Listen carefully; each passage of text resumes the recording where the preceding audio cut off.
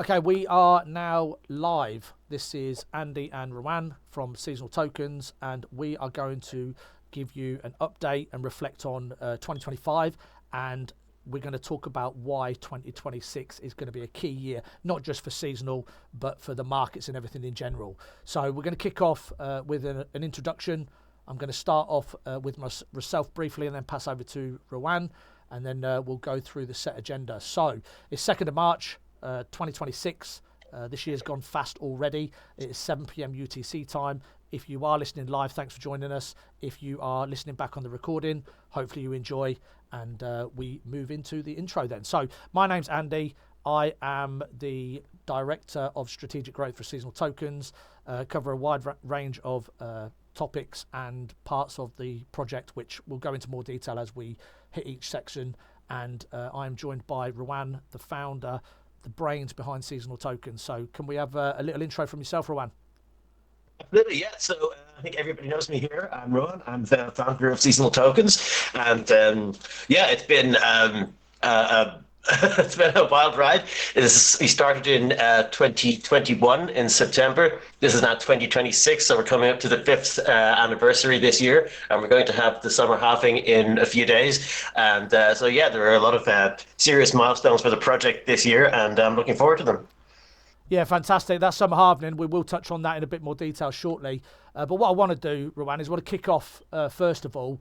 And this is a part of crypto that I think a lot of people are still very uneducated in, and that is what is proof of work and what is proof of stake. And obviously, if you can give us a breakdown of each, and then explain what seasonal tokens is and why that is different and unique to the rest of the tokens out there.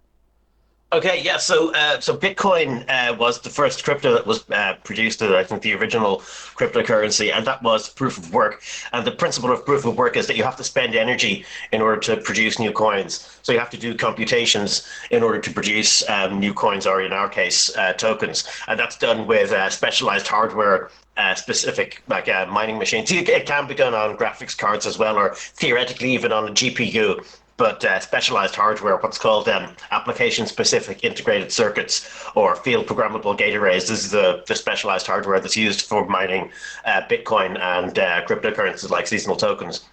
So that's essentially how proof of work works. The idea of proof of work is that it gives the coins or the tokens an actual cost of production, and the difficulty, the amount of energy that it costs, that changes with how fast the tokens are being or coins are being produced. So if bitcoins are being produced faster than they should be, then the difficulty increases. So it becomes essentially more expensive to produce them, and that slows down the rate of production. Or if they're being produced too slowly, then it becomes easier to produce them. So that keeps the total rate of production of the tokens stable.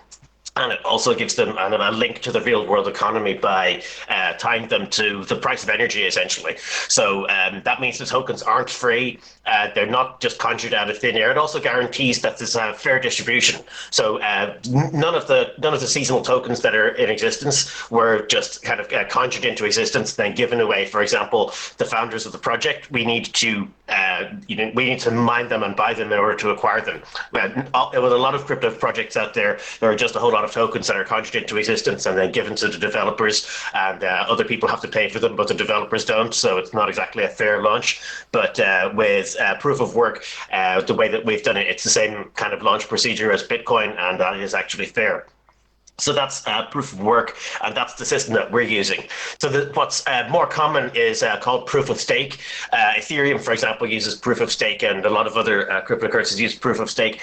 The idea of that is that what's the thing that makes it hard, or the thing that provides the security, is that the tokens are locked. You can lock your tokens, and if you lock your tokens, then you get the ability to kind of create new tokens. There's a kind of a rotating kind of a selector that goes around from all the locked tokens, and if it may say, for example, okay, you've locked your tokens, now you get to produce the next batch of new tokens or new coins that come into existence. So this happened with Ethereum. Ethereum switched. It used to be proof of work, And then they switched it to proof of stake. And the reason that they did that was because it was actually distorting the market. There was so much demand for graphics cards from Ethereum that it was affecting the price of graphics cards. And rather than distort the market that way, and also because there were security issues when you start to bump up against the amount of available hardware that there is, then they switched to proof of stake, in which if you have Ethereum now, you can lock your Ethereum in place, which basically staking it, and then that means that you get to participate in the production of new Ethereum, and that's what it does. Instead of using kind of energy as the thing that you have to provide to get the authority to produce new tokens or coins, in this case, what it is you're giving up the opportunity to move those coins. So the idea is that somebody who's willing to lock up a large number of coins or tokens, that person obviously has a stake in the project. That means that they're less likely to try to defraud people by creating new tokens or violating the protocol. But what also happens with proof of stake is that there's all of the stakers are kind of watching each other and validating. They're kind of cross-validating the rate at which each other produce new coins or tokens.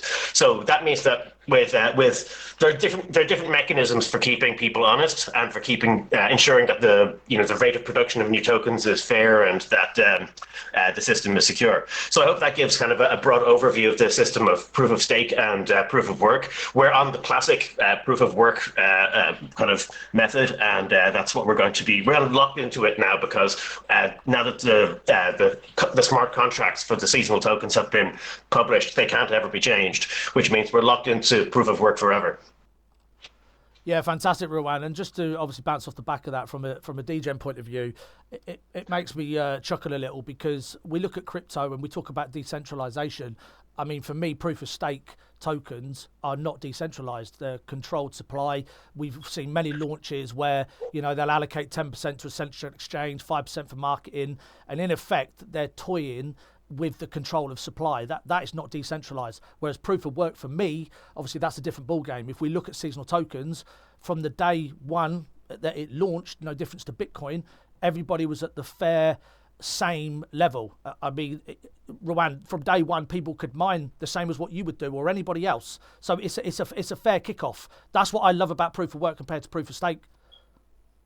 Absolutely, yeah, that's true, and it's the same with Ethereum. When they launched, they also had some Ethereum that was conjured into existence and distributed among the founders. That didn't happen with us. With us, there's no preferred investors. Everybody's on an equal footing. So my only special role is that I happen to be the founder, but that doesn't give me any advantages. Everybody else here who's an investor is on the same footing as I am. Yeah, exactly. And when we look back at this in history, I mean, seasonal tokens have been going over 4 years now. When you look at that, just as an introduction part, there's no manipulation. It literally is. And we'll talk about the summer halving shortly and about how many years are left and the cycles of doing that. But we look at what Bitcoin has done through its history, where people, looked at that proof of work model and maybe didn't believe in it, didn't really understand it versus proof of stake.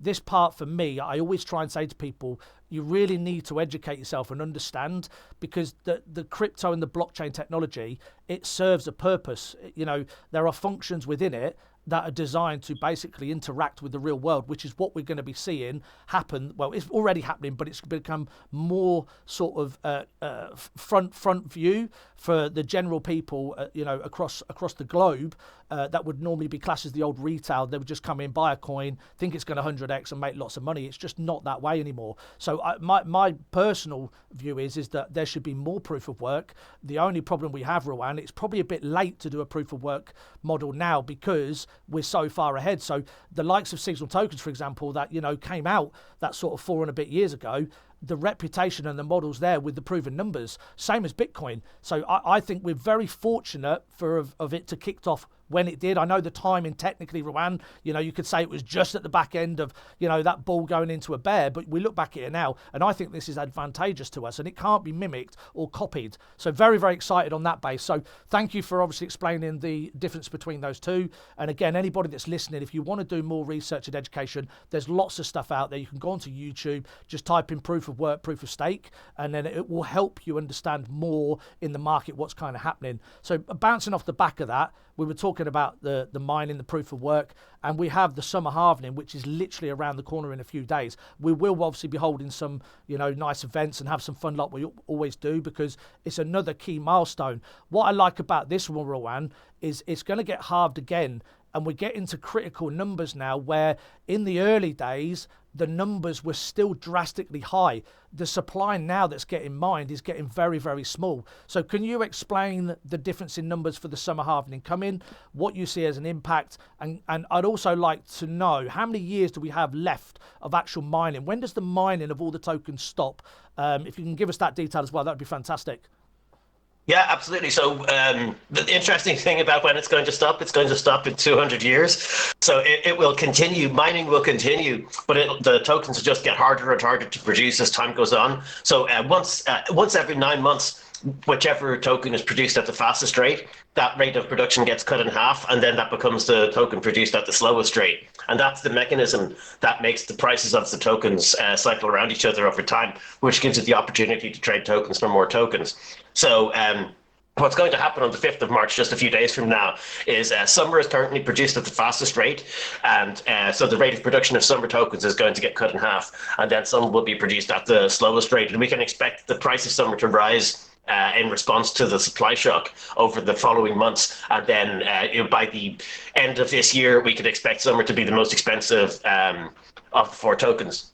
So that's basically what we can expect. But something that you also mentioned is that as these halvings happen, for each token, it's once every 3 years. So once every 9 months, one of the 4 tokens happens. So if you multiply that by 4, you get 3 years. So each token goes through a 3-year cycle, which is different from, it's a little bit faster than Bitcoin's 4-year cycle. With Bitcoin, once every 4 years there's a halving, and you can see that in the price charts, the effect of the halving on the price. There tends to be a bull market in that year.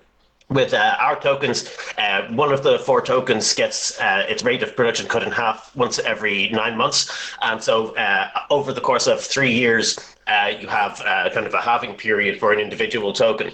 And this is the year 5 of seasonal tokens, and this will be essentially the second halving that we've had for summer. So we've had spring has gone through more than one halving. Now summer is going through its second halving, and then we'll have autumn and winter and so on later as well. So this means that the rate of production of those tokens is a small fraction of what it was when we launched, and it's going to continue getting smaller and smaller. So once every 3 years, whatever token it is going to have a halving, and that means that it's going to become scarcer. So, for example, it was once upon a time it was possible to buy about 10,000 tokens of each type every day. That's not going to be possible for summer ever again.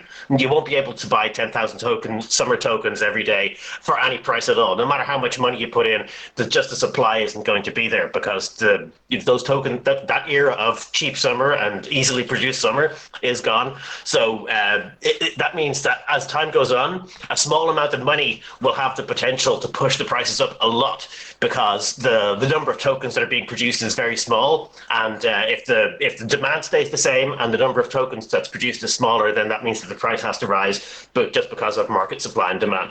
So that's the economics that made the Bitcoin price go from basically nothing when it launched up to, it was a lot higher at the beginning of this year, but it's still, looking at a kind of $1 trillion market cap for Bitcoin. And the reason for that is the ability of the price to shoot upwards in response to small amounts of money coming in when the number of tokens or coins being produced is low. And that's the era that we're kind of continually going into with seasonal tokens. As time goes on, we're going into an era of more and more scarcity.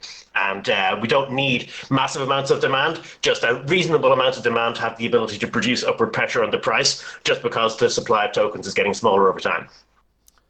Yeah, fantastic, Rowan. And that part at the end that you just mentioned there, that will kind of tie into the next part when we look at the overview and kind of like the summary, especially of last year. But in terms of the timeline and still needing to mine tokens, the same as Bitcoin, I had someone ask me once, Rowan, why don't you just set the mining of tokens, over the 5-year period and just do it like that? But my reply to that, and I'd like to have your views on top of this, is, well, surely that would not be attractive, because you want to continue to have mining for years and years and years to come, because that still adds that kind of like concept of that it's a free market for anybody to get. Would I have explained that correctly, or how would you explain that, Rowan? Why would you have a long time to mine those tokens versus say just a 5-year period?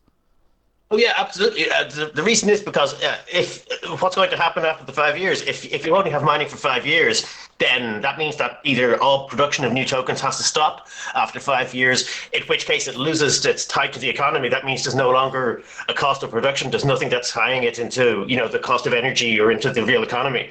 So either you need to stop producing tokens altogether after that time, or you produce them without any mining, which means you're effectively conjuring them into existence for free.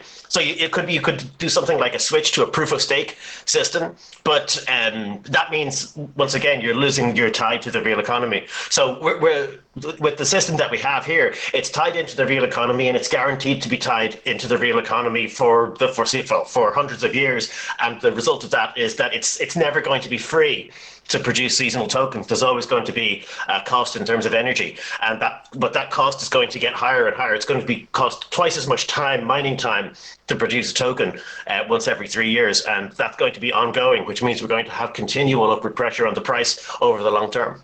Yeah, definitely, and it's crazy as well, because if we look at Bitcoin, for example, of a test of history, Rowan, people are still mining it now, even though it costs an absolute fortune compared to what it did, X amount of years ago. They're still mining it, which is proof that the model works. It's true, and I think people may be mining it at a loss today, but miners still do that. Some miners go bankrupt when the price goes down, but if you can keep mining through the hard times, then it makes sense, because we can expect, the next time there's a Bitcoin halving, the price is going to recover and so on. So, and also the mining will get cheaper as fewer people mine. The rate of production, not the rate of production, but the difficulty of producing new coins goes down.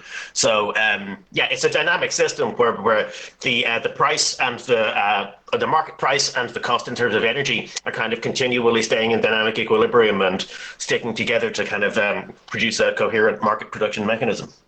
No, fantastic. Okay, well, that's a great overview of those sectors that we've kind of touched on. That kind of leads us into looking back at kind of the last year of seasonal tokens, and what a journey it's been, Rowan. This last 12 months has just been absolutely incredible. I mean, some of the things that have happened, the new people that we've seen form in the community, and just where we've got to now. For me, it's one of those moments you look back and you feel proud. I mean, there's lots of you in the audience today listening, and again, the ones that are taking a listen and back on the recording. If you all sort of sit there, joined, whether it was a month ago, 5 months, 6 months, 4 years ago, I think we can all say that it's been a massive transformation, especially over the last sort of 6 to 8 months. Now, in terms of the key moments and impact, for me personally, and then I'll get Rowan's views off the back of it, we had kind of like a time in the market where it kind of went flat. It was sort of March, April last year. And that was a moment where, as a team, we sort of sat there and said, right, we need to sort of mix things up. And you've seen that kind of take place over a period of months, and we started to bring in new people. And these people were really disheartened with the markets, the way that DeFi had changed in general, and just that crypto wasn't the same as what it used to be. And I think that timed just like at the right moment for when we were making that shift. And what happened was we were able to bring in people that kind of had the same sort of values and vision for what seasonal tokens had, Rowan. And I think the fact that, we've kept going up until this point, it enabled people to see that there was a process. We'll touch on the DCA bot a bit later in the session, but with everything that's been implemented in the previous years, Rowan, by the team, it's finally come to fruition. And watching the organic growth with the models and stuff that we put in, whether it's events, rewards, just keeping people entertained, it's kept a lot of people from what I would call going down the pan or the deep hole, Rowan. And I think a lot of credit needs to be given to the hard work that everybody in the team has done up to now. So it'd be good to hear your thoughts. I'll talk about, some changes and stuff that we've done leading into where we are now and what the plans are for 26. But what's your kind of outlook on the last 12 months? No, I think that's absolutely correct. I think what's happened maybe even a little bit before that, but certainly over the last 12 months, is the crypto market has completely changed.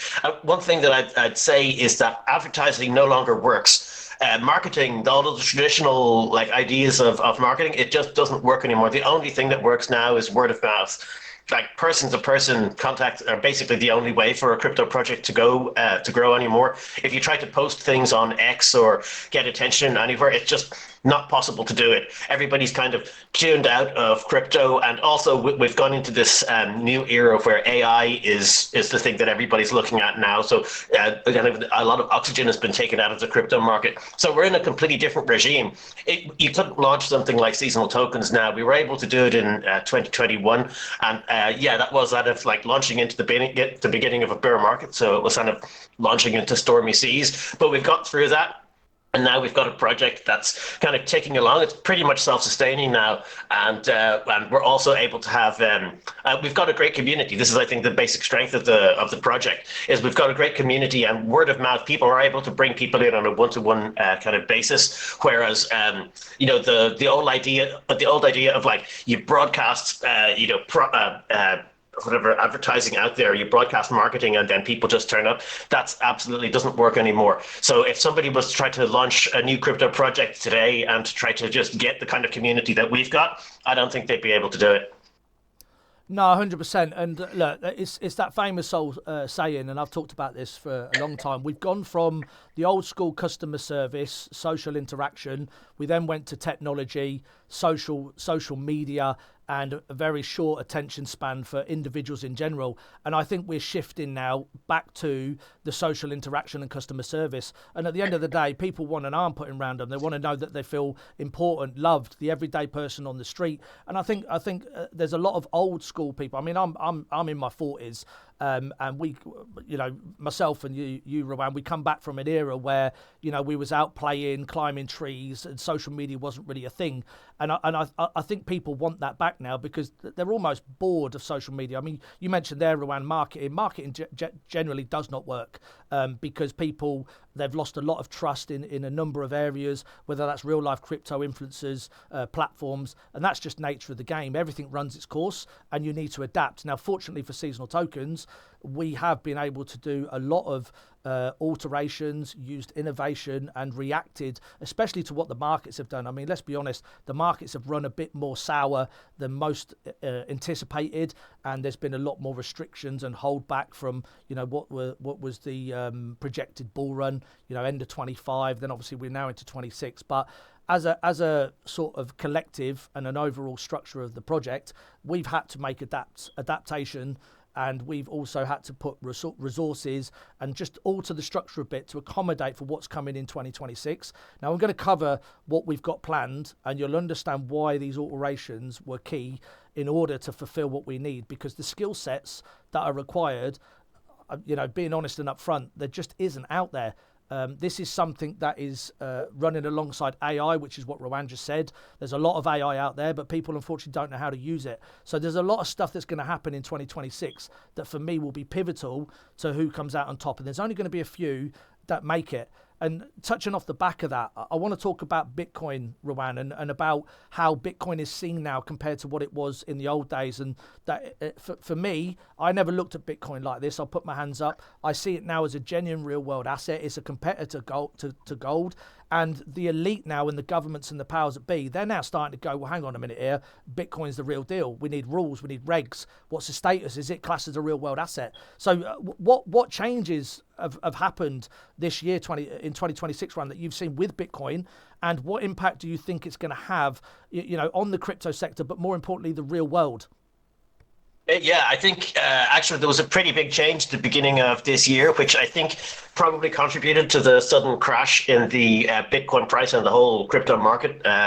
What happened was at the beginning of 2026, a new framework came into operation. It's called the Crypto Asset Reporting Framework. So if you're in a European exchange or a major exchange like Binance, something like that, or Kraken, Coinbase, if you sell cryptocurrency now, then what will happen is that your government will get a report that you did that, and the tax authorities in your country will be able to assess, you owe this much tax. You're going to get sent a bill. I think it's in maybe around September 2027. So data collection has already started at the beginning of 2026, but in 2027 people are going to get bills from their governments saying, we've been watching your crypto sales, and you sold this much crypto and you owe this much tax.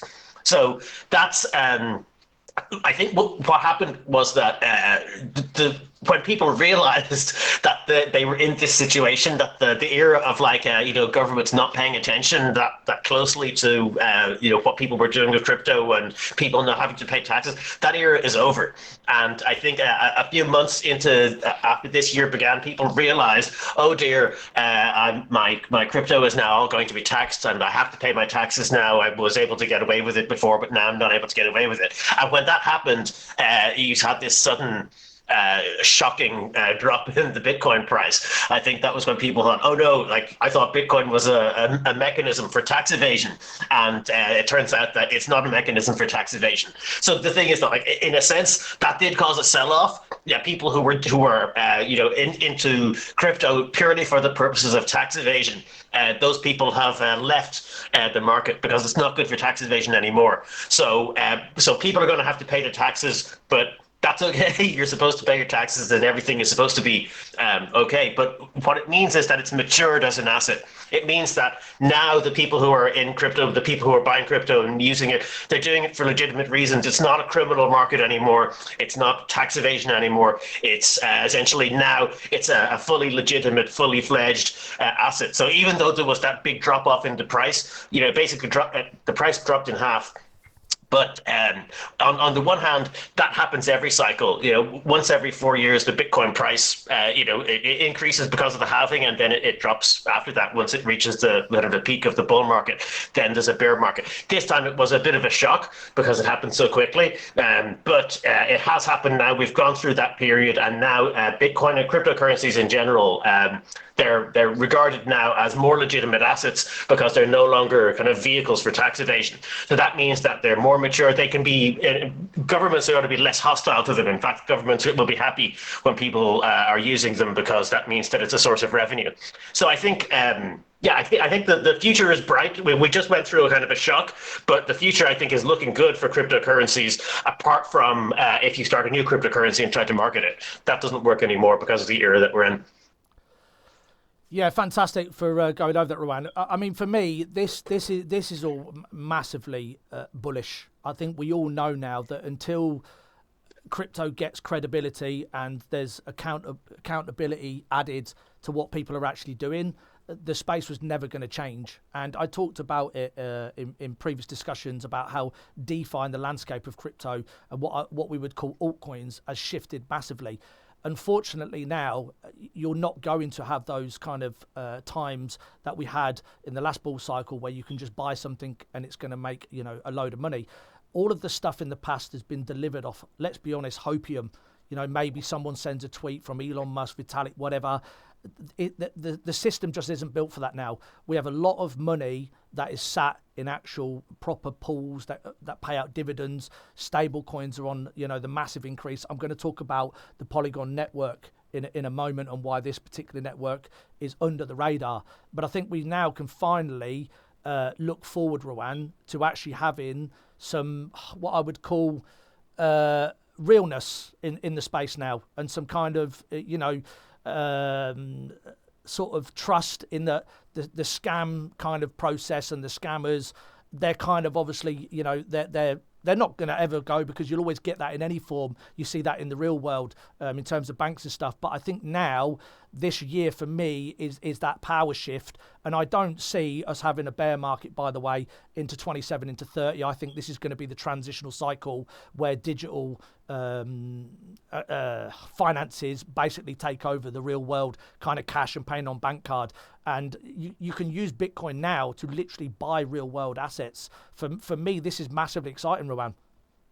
Yeah, it's true. And just thinking about the importance of AI and the kind of changes that it's producing, there are now people who have AI assistants, your AI agents. That's called it was called Claude Now it's called Open Claude. It's a system you can have where you have your own little AI agent running in a box, and you can talk to it through Telegram or WhatsApp and so on. You can ask it to do things for you, like make a book a table at a restaurant and that kind of thing. And those AI agents are kind of like semi-autonomous, semi-intelligent beings that are out there. And crypto is kind of their natural currency. Those things can't have bank accounts. And I think Visa and Mastercard are trying to make it so that there's a payment framework that they can use, but their natural whatever way of using money is through cryptocurrency. It's just so easy because all you need is software. You don't need any special account or special relationship with the corporation in order to use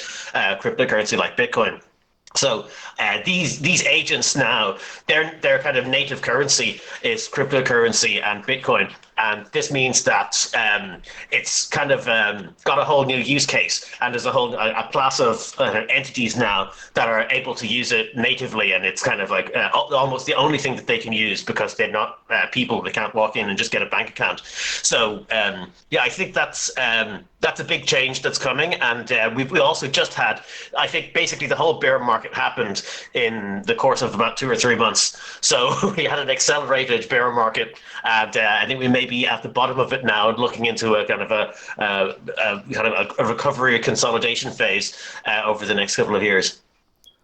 Yeah, definitely. And one thing I would add to that as well is anybody that's invested into crypto or digital assets, the way that I look at it now is not about making the money; it's about a passive income. So whatever you're sort of looking at, especially like I know there's a lot of people in seasonal tokens that have never been in crypto before.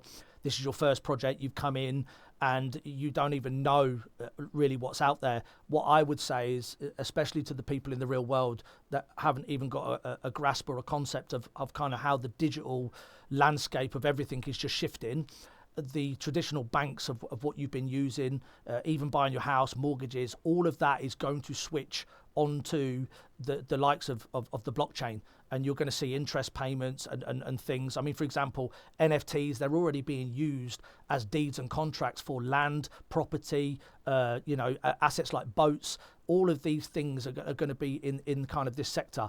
And financially, or should I say sort of work-wise, mixing that in with AI, there's an opportunity for me personally right now for everybody to basically enter this market. Rwand, we both said this before about AI. People don't know how to use it, the training. I think there's a massive gap in the market sector now where AI, the digital blockchain, understanding security, how you operate on it, that everybody's miles behind in this area. I think there is loads of opportunity, and I think we're going to steer down to people getting even paid their wages like in crypto or Bitcoin or whatever going forward versus the traditional businesses. I know there's a business, for example, here in the UK. It's got 5,000 employees, and he's actually started to pay his staff in Bitcoin, which is just absolutely mind-blowing. Yeah, that is great.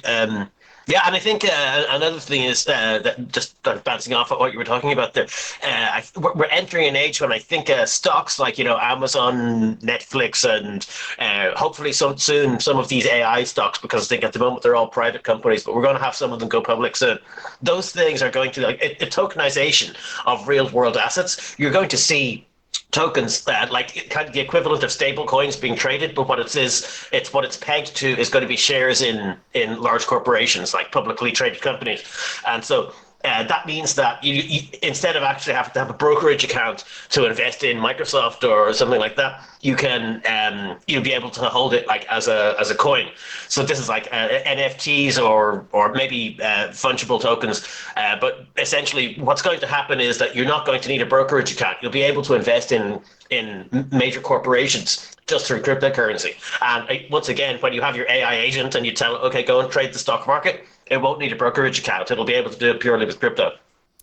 Oh, Rowan, 100%. Like, I'm glad you touched on something like that. So this is what I'm talking about. This is why the blockchain and the whole digital shift is so exciting, because you said there's going to be opportunities for everybody to get into that you just wouldn't get into in the real life. We talk about having those like closed doors, and you're only getting an option to buy some shares. You're literally going to have access to just go, well, I tell you what, I'm going to buy into that, and you can do, and you're going to reap the benefits from it. So if you do the homework and you know what you're doing, there's massive opportunities.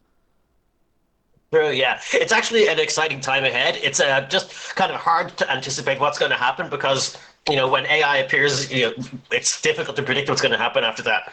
But, we can see some things that are kind of coming into view, and it does look very exciting.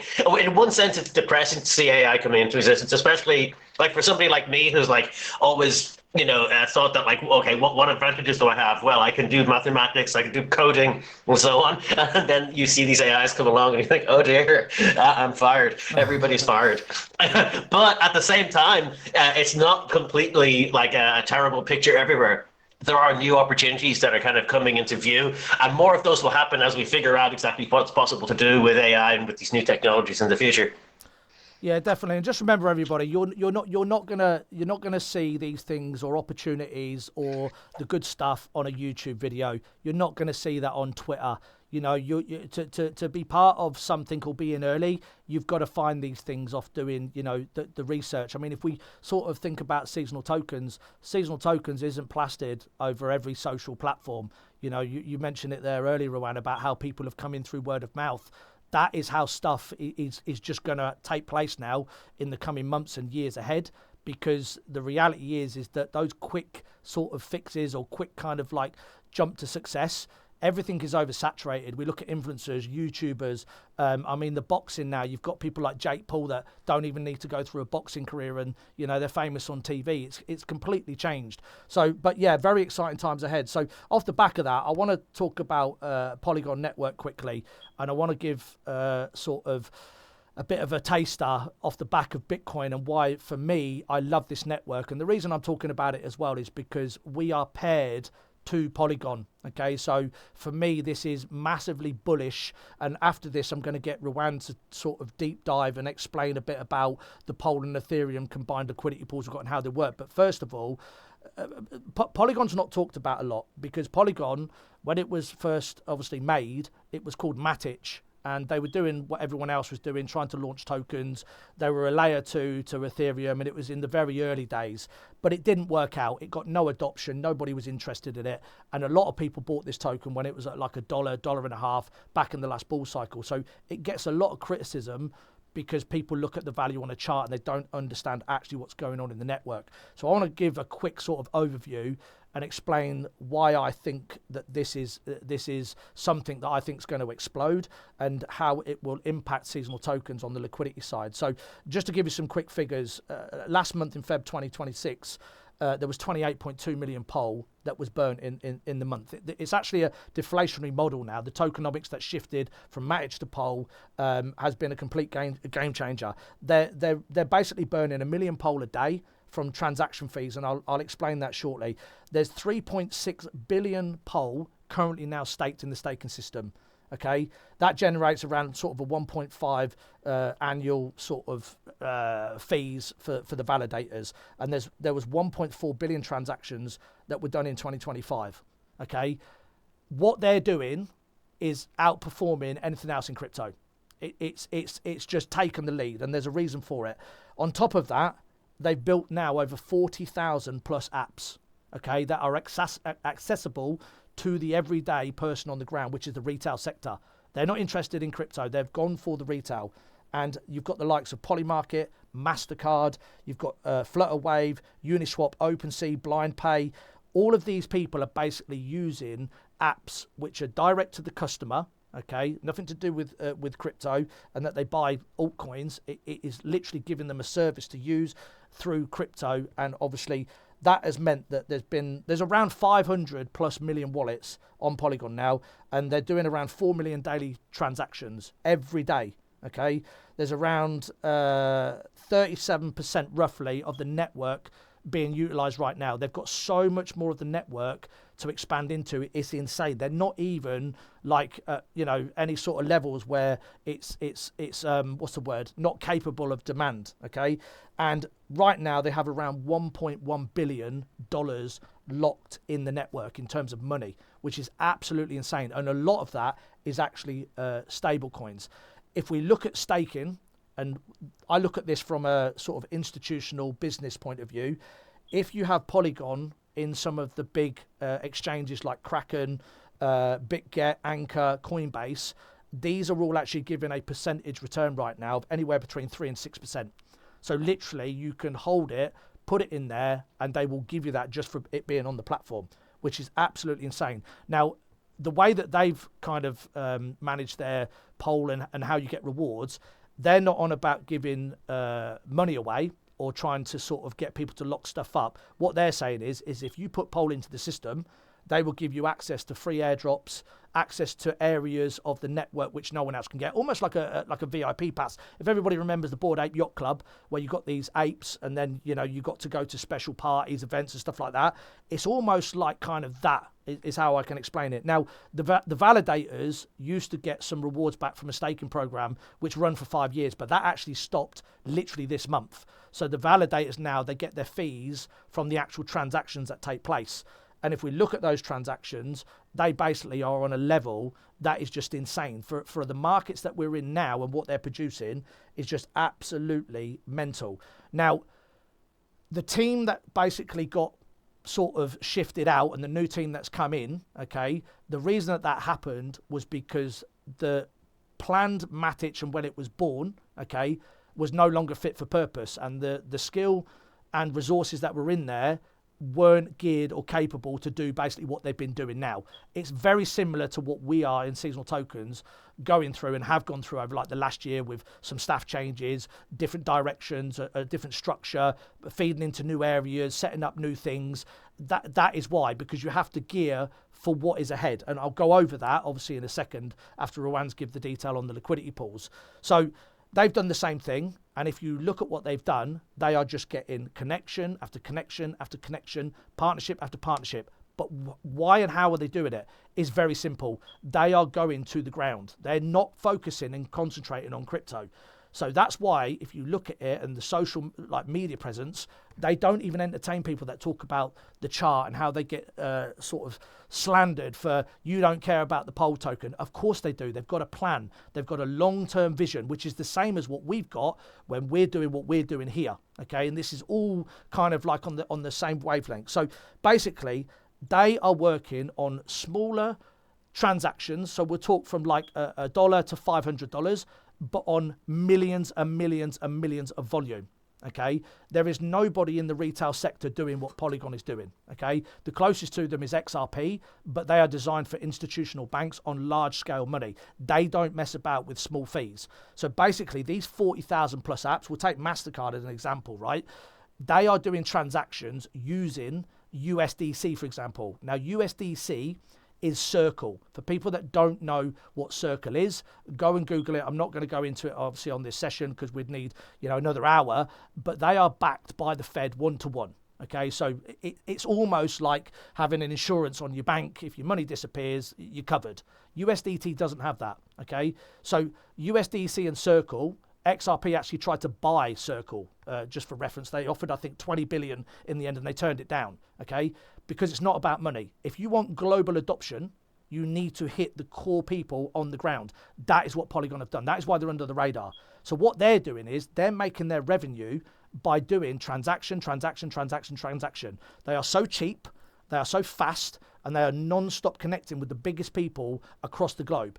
There is no competition with what they're doing. They're a recognized brand. They're a blue chip. They've been around for a long time, and the model works. They also have a DAO in place, which basically takes the decisions and what happens going on in the future years out of the control of, say, the team. Okay, this has all been designed and deliberately installed to basically deliver what they've come in. Now, they have a 10-year plan. Okay, so if we take that from kind of like 23, 24, if we say 10 years from now, they have simulated a model that basically, if they keep continuing to do what they're doing at the rate they've done, and bearing in mind, right, they've done this during like the worst markets ever. Imagine when everything starts to kick into gear and you start to get more and more adoption and more money, this will go at a faster rate. So their idea is in 10 years' time, the simulated model will work out that Pol would be around $5. Again, this is not financial advice. This is all on their website. You can go and find all this detail. It's what they produced in Medium documents. And they plan to generate $100 million in fees per month. Okay? That isn't buying or selling tokens. That is providing a service on a global scale like never seen before. There's nobody that's even close to these. So if we look at kind of a range, because $5 is just like a prediction, even if it falls to the bottom of what they predict and they don't get the best outcome, you're going to see somewhere from $2 to $9. That's the range. Now, the key to this working is exactly what I just said, adoption. Okay? If they keep doing what they're doing, that is the targets that you're looking at. So I'm going to kind of obviously bounce off the back of this and then sort of roll into Rowan, and I want to talk about the liquidity pools that Seasonal Tokens has. So for the ones that don't understand, when we first started, there was Ethereum liquidity pools, and there was a bunch of tokens on Ethereum, and then we have Polygon that came later. Rowan's going to explain all this. So what we want to know, well, I want to know, and everybody else, Rowan, if Ethereum stays where it is at $2,000 and does not go up, but Polygon goes from 10 cents to $2, what impact will that have on the Pol price itself, and how does that interact with Ethereum, and what risks or benefit is there overall? Yeah, so we have liquidity pools on both chains. When we started, of course, we had there was no liquidity. Tokens weren't being traded at all. They were being mined, and people didn't know what to do with them. But about a few months after after mining turned on, we turned on farming, which meant that we were providing an incentive for people to provide liquidity, and that was only on the Ethereum chain. So when we did that, we had our first farmers. The farmers that we had at the time were basically the first few big miners who started farming. And what you do then is you take a large amount of ETH and a large number of tokens, and you put them on the exchange to provide liquidity. And then in exchange for that, you get an NFT, and you deposit the NFT into our farm. And then you get farming rewards, and that's how we incentivize people to provide liquidity. So that was only happening on the Ethereum chain. But what happened right after that was we went into a period of extremely high Ethereum fees. They were actually, it was very bad at the time. It was very, very expensive to make an Ethereum transaction. And so what we did was we realized we needed to basically build a bridge to another chain where transactions could be a lot cheaper. And Polygon was just the easiest one to do it with. The Polygon people have got a very good setup, especially for people who've launched ERC 20 tokens on the Ethereum chain.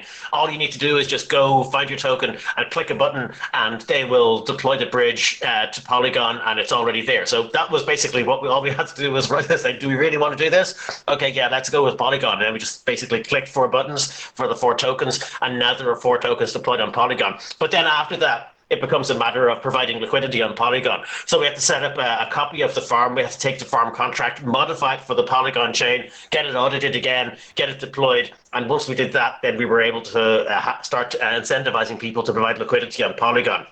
So now we've got 2 sets of farms, one on Ethereum and one on Polygon. And on Ethereum, you've got like a big lump of Ethereum, paired with a large number of tokens. And then on the Polygon chain, you've got a large amount of Polygon or Pol paired with a corresponding number of tokens. So you've got these 2 kind of liquidity pools, and in one case we're paired with Ethereum, and in another case we're paired with Polygon. What that means is that, just getting back to your question, if Polygon goes up in price and Ethereum stays the same, then that means that on the Polygon chain, if the Polygon chain was the only thing that existed, then it would cause the prices of the tokens to rise alongside Polygon. They'd be paired with Polygon, and so if Polygon doubles in price, the tokens would double in price. However, because the Ethereum chain still exists, and because basically the mining is all happening on the Ethereum chain, whereas buying and trading and so on, that's all happening on the Polygon chain. Because the Ethereum chain still exists, the prices are kind of dual pegged. They're pegged to Ethereum on the Ethereum chain and Polygon on the Polygon chain. Now, you can't actually have something that's pegged to two things. That just doesn't work in an efficient market. So what it does is, if Polygon increases in price, then the price of the Polygon version of the tokens increases, but the price of the Ethereum version of the tokens doesn't increase. And what this does is it creates an arbitrage opportunity. If you say, oh, the tokens are more expensive on Polygon than they are on Ethereum, it makes sense to buy them on the Ethereum chain and sell them on the Polygon chain. And if you do that, you make a profit. So for as long as the price of Ethereum and Polygon are drifting apart, say Polygon is becoming more expensive and Ethereum isn't changing, you can make a profit by essentially doing this arbitrage. You can buy on Ethereum, sell on Polygon. Now, you do need to bridge, so there's a cost to bridging the tokens from Ethereum to Polygon, and it takes time as well, and the prices could change while you're waiting for the tokens to get from one chain to another. But if the difference in the price on the two chains is large enough, then it'll be worth your while doing it, and you'll do it. At the moment, I don't know if there's any people doing it. There are arbitrage bots out there in the wild that are just looking at tokens that are on multiple chains and looking for differences in their prices. And then the bot decides whether it's going to take a gamble of trying to bridge token from one chain to another chain in order to try to make the profit. So those bots are out there. There are also people out there, or other bots out there, that are trying to trick those bots and trying to get them to try to initiate one of these whatever cross-chain arbitrage transactions, and trying to essentially steal the profit from them. So that's what's going on, and that's what we can expect. If we see big increases in the Polygon price, then it will create this arbitrage opportunity. If humans don't take advantage of it, then bots will. Yeah, fantastic, Rowan. So look, there's something that a lot of you probably wouldn't have even known about. So look, this is how I would see it. If you wake up one day and Polygon's gone to 40 cents, and Ethereum hasn't moved, then that is an opportunity. Rowan just said there, obviously you've got to do it, own research, et cetera, but the opportunity is there to obviously make some profits. And if it's something that you're, versed in or understand, then, by all means, you can always do it with a test with a small amount. But these type of things, the reason I like talking about it now when the market's quiet and nothing's happening, is because go away and research it, educate yourself. Arbitrage trading, there's tons of stuff out there on videos, YouTube. Educate yourself. This is where, by doing this type of stuff, you will be ahead of the game. Unfortunately, if you're somebody who just wants to sit back, you don't want to learn, then you're just going to plod along, as I call it. But if you want to take advantages of things like this, there's always money. There's that famous old saying, isn't it, Rowan? Even in rubbish markets, there's always money to be made, right? Yeah, there's money to be made. You may need to think in a different way than you do during the good times. But in a bull market, it's easy to make money. You have to be a little bit inventive to make money when the prices of everything aren't just going up. 100%. So look, there's a summary of all of that stuff, and that was kind of the agenda we had planned. I'm gonna go into now what we plan for 2026 and what's exciting about the coming months ahead. But is there anything else you want to kind of add to that before I do that, Rowan? I think that was a good cover on all of those subjects. No, I think everything's been covered, so let's go. Fantastic. And just off the back of any of that stuff, by the way, if anybody wants to ask any questions or pick Rowan's brain or mine about any of these stuff, for example, those liquidity pools that Rowan just touched on, then, just give him a tag, ask him the question. You can only learn by asking. And the one thing I always say to people, no question is a stupid or dumb question. Like, just because you don't know doesn't mean you're stupid. It just means that you might not have asked or come across it. So please use, like, we've got a lot of very well-educated people in this server, okay? Take advantage, pick their brains and learn from them while these times are quiet, while you've got the time to process the information. It will make you more mentally prepared for everything that's ahead. And we'll keep doing these sessions, by the way. This is the first one. We're going to plan to do one of these every single month, okay? So off the back of that, I want to talk about 2026, and I want to obviously explain what we have been gearing to, obviously, for multiple months now, and why everybody that's in seasonal tokens should be excited. So the first step is, for example, this session here today, myself and Rowan have done this, but we will be doing these regularly now. They are going to end up being on camera, and we are also going to interact with other things and other people, businesses, communities, whatever you want to call it. More detail to follow, okay? Social media, okay? We just talked about that X and, you know, the traditional marketing methods don't work, okay? That is true. However, we have been putting together a new social media kind of like exposure platform, and that is Facebook, YouTube, TikTok, Instagram. And the design of this is aimed at entertainment. Okay, so the likes of what we do with our seasonal mind games, whether it's in Discord, Telegram, we are going to basically reach out to people that just want to have fun. So no shilling. We've got a separate website which is called seasonalmindgames.com. There's a whole new design of this that's basically been in production.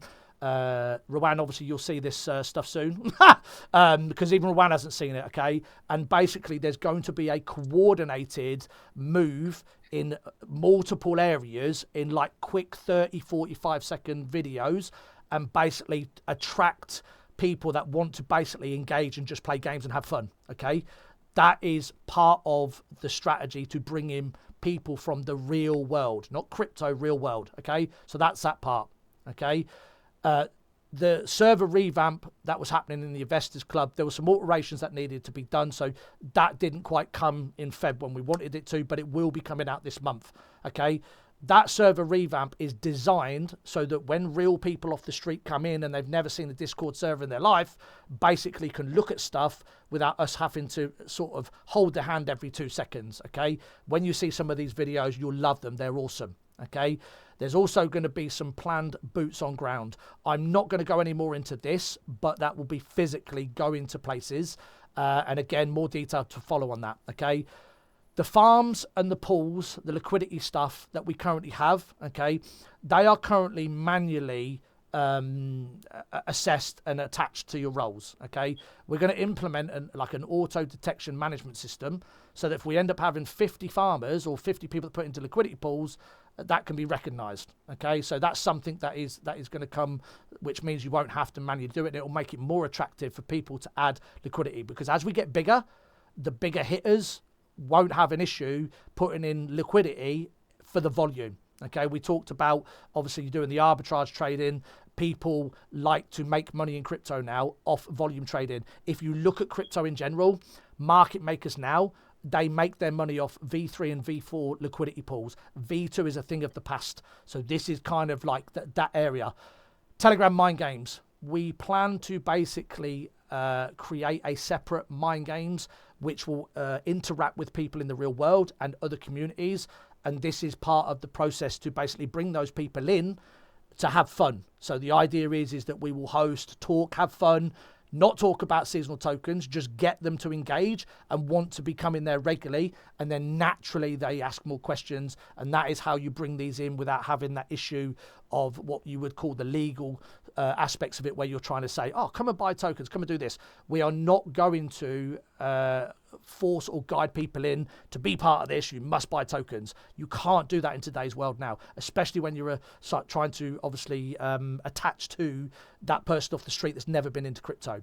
Okay, the DCA bot, that has been game changer. You saw some changes recently that Rowan implemented to do with how the tokens are bought on a percentage.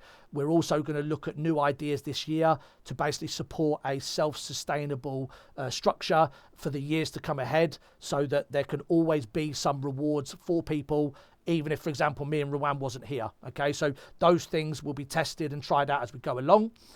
And this is the bit that excites me the most. I can't give you too much about this one, right? But we are planning for a kind of new gateway to bring in investors off the street into crypto. Okay, I can't tell you how this is planned to be done, because that would then be giving away the secrets, and you'll nick the idea and someone else will probably go copy it. So I'm not telling you that. Rowan, I'll tell you separately in private.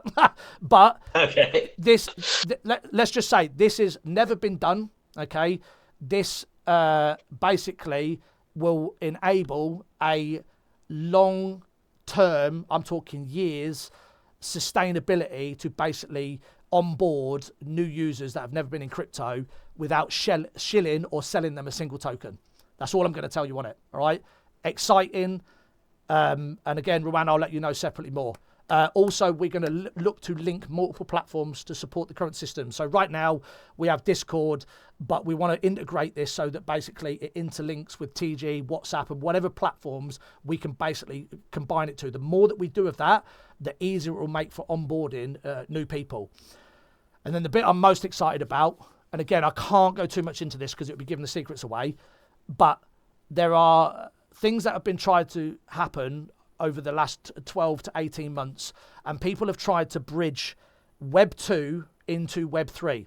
Okay, it's the wrong way round. Okay, that's why it's failed. We are going to bridge Web 2 into Web 3. Okay, so basically, what's going to happen is there's going to be a Web 2 hub basically formed and built, and then basically these are going to be incorporated into Web 3. And this part links into the new investment gateway. Okay, I can't say any more than that. I will obviously mention it to you, Rowan, separately, but when this comes into play, this is going to be the game changer. Now, like anything in life, nothing is guaranteed. Okay, but this for me, we talked about it earlier, Rowan, on the thing. You have to be different. You have to see an opportunity before anybody else does. This is that opportunity. If we pull this off, right, this will literally change the landscape of marketing and just everything on how you transition between the real world people and crypto. And this model could be adopted for everywhere. So I'm not going to give any more to that. Mega exciting. There's things already in motion now. And obviously, as soon as we can give you some more detail on how that's kind of like going to come to fruition, then we'll share it. But for now, that's basically a summary of what is planned for 2026. Now, there's only 9 months left of this year. This is the year, Rowan. We've spoke about this a lot. Whoever does not make stuff happen this year, there's going to be no second chance in 2027. We are going to make things happen this year in this project, and it will be the defining moment of where we sort of steer to. Now, for me, I don't see any competition for all the reasons that we've said: proof of work, the reputation, years served, the structure and everything we've got in place to deliver this. So for me, I am massively excited. And that's why I was so excited about kind of, putting this on, doing it with Rowan, because I feel like that this is a pivotal moment in the history of seasonal tokens and in crypto and the real world, where we can achieve something that will literally change history. So Rowan, I don't know if you want to bounce off the back of that. Doc Shay has got a couple of questions which we can take, and what I'll do is I'll stop the recording because it's been 1 hour and 5 anyway, and then we'll take questions offline, Rowan. So have you got anything to add to that, or any initial questions? No, just one thing that just came into my mind just as you were talking there. You were talking about automating the detection of farmers. So at the moment, we have a very good system for automatically detecting how many tokens you've got in your wallet, and the whale roles are assigned. You're a diamond whale, a gold whale, whatever. That all happens automatically. We don't even have to think about that. But with the farming roles, it's been a case of tedious manual verification up until now. So I've actually got the code written that will do.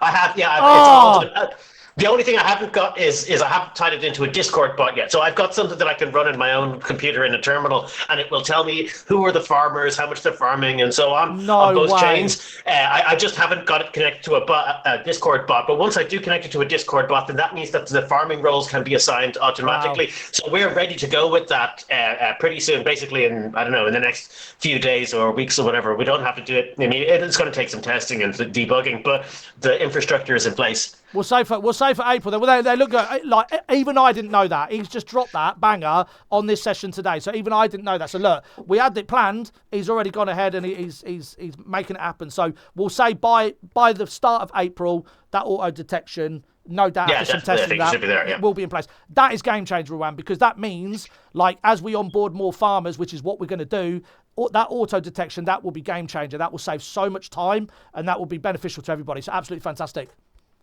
Absolutely, yep. I'm looking forward to it. Okay, so for me, I mean, that's flown by an hour and 5 minutes. I don't know where the time went. So, hopefully everybody enjoyed it.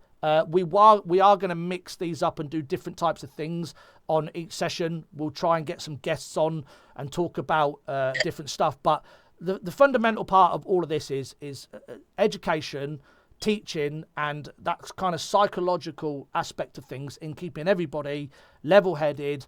And just as what you said earlier of this session, Rowan, something along the lines of self-sustained, kind of like organic, just everything we've been doing over kind of the last few years, really.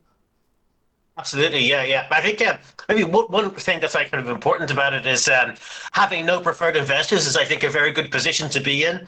It means that it's about the community. It's about the self-survival of the project. And I think we've got a strong community. We've got a good project. The market just took a big hit, but that means that we're in a good position for growth. So I think 2026 is looking like a good year for us. Yeah, definitely. And look, the thing that you should always reflect on is you never really know anybody, Rowan, until stuff goes south and goes to bad times. That's when you kind of know who's hanging around, who's actually, and the fact that all of you amazing people in ST, the community, I call it the ST Famalam, you've all rode it through us. And the thing that absolutely like mind blows me, and I've never seen this in any other project, by the way, I never see any bearishness, Rowan. I never see anybody talking about price. No one ever moans. There's always just a good energy, a high vibe, hang out at different events. Like, this has been going on for a long time now. It's insane. To have that, you have to have a certain type of mentality. And to have that across so many people, we're literally blessed. I think so, yeah. And another thing is that just because of the structure of the project, the nature of the project, it doesn't rely on the prices going up for people to be able to make a profit. There's another mechanism, which is you trade tokens for more tokens. So I hope people have been doing that. I hope people have made a profit, even through the hard times in the market. The market's gone up and down. But regardless of whether the market goes up or down, the prices of the tokens relative to each other and the ability to trade tokens for more tokens provides another kind of profit mechanism. And I hope people have been taking advantage of that. I hope the project has been good to everybody. And I'm excited for what's in the future. Fantastic. Well, I think we'll wrap it up there. Like I said, it's just approached an hour and 10 minutes. Absolutely fantastic. Hope everybody enjoyed it and look forward to myself and Rowan seeing you on the next one. Take care, everybody, and enjoy the rest of your day. Take care, everybody. Bye-bye.